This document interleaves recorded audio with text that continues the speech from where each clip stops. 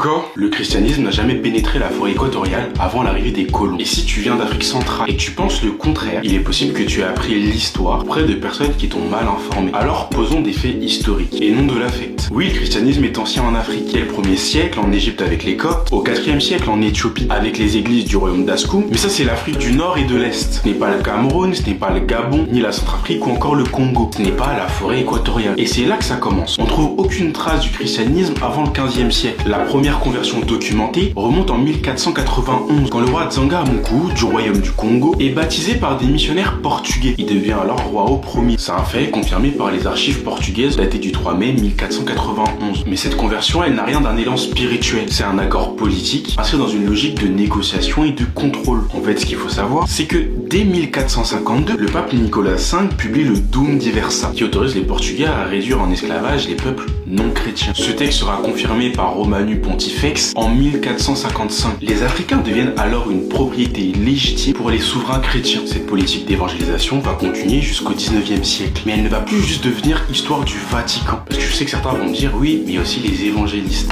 On y arrive. Les églises protestantes évangéliques, américaines, anglaises, françaises, s'implantent massivement avec les puissances coloniales. En 1878, le missionnaire Henry Craven fonde une mission sur le fleuve Congo. En 1886, les presbytériens américains créent l'église presbytérienne du Cameroun. Avec une particularité, ils traduisent la Bible en langue locale. Et au Gabon, les premières églises protestantes sont ouvertes dès 1840 par des missionnaires américains. Leur message est simple, alphabétiser, convertir, civiliser, que ce soit les évangélistes ou les catholiques. Mais en réalité, elle participe surtout à l'effacement culturel. Elle rejette les langues, la cosmogonie, les rites et enseigne que nos traditions sont païennes ou sataniques. Et j'aimerais rajouter que si nos religions dogmatiques avaient dû s'imposer dans la région, ça serait plutôt l'islam déjà présente depuis plusieurs siècles sur les côtes orientales de l'Afrique, notamment avec les Swahili. J'ai sorti une vidéo dessus pour un peu mieux comprendre. Aujourd'hui, qu'ils soient catholiques ou évangéliques, le christianisme s'est imposé à travers des structures coloniales. Il n'est pas né de l'intérieur, il a été introduit. Le christianisme n'a jamais pénétré la forêt équatoriale avant l'arrivée des colons. Ce n'est pas une foi ancestrale, c'est une construction historique, une transformation religieuse encadrée. Tu as le droit de croire en ce que tu veux, mais l'histoire, elle ne dépend pas de ta foi. Ce sont des faits. Et vouloir la réécrire pour éviter des blessures, c'est parfois, sans s'en rendre compte, honorer ceux qui nous ont effacés. Parce qu'en niant l'histoire, on souille la mémoire de ceux qui sont morts sous cette doctrine imposée. Enfin bref, c'était Fidel Farah Christopher Etienda